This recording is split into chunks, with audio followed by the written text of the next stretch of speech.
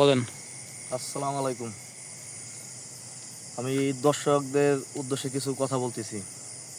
আমার জীবনে একটা ইতিহাস আপনাদের তুলে ধরছি। জীবনে বউ থাকতে কেউ পরকীয়া করবেন না।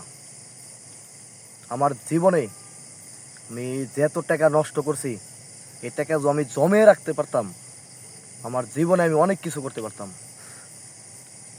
তাই এই আমার হলো ইতিহাস। এর জন্যে আমি চাকরি করে খাচ্ছি। কেউই ভাই চাইবেন না আপনারা বউ থাকতে কেউ পরকীয়া করবেন না, তাহলে জীবন শেষ।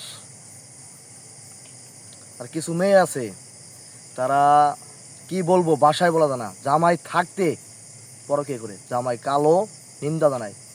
আল্লাহ যার সাথে জুটি মিলিয়ে দিছে, এটা নিয়ে আমরা সবাই সন্তুষ্ট থাকবো। ঠিক। আমার জীবনে মনে হয় আমি এত পরিমাণ পাপ করছি, আমার পাপের আল্লাহ মনে হয় ক্ষমা করবো না। আমার সংসার মানে নেবে নেবে মনে আলো জ্বলে নেবে। কিছু মেয়েদের জন্যে আজকে আমার লাইফটাই কানা শেষ। সবার উদ্দেশ্যে বলছি, আপনারা এসব কাম আর কেউই করবেন না। আসসালামু আলাইকুম।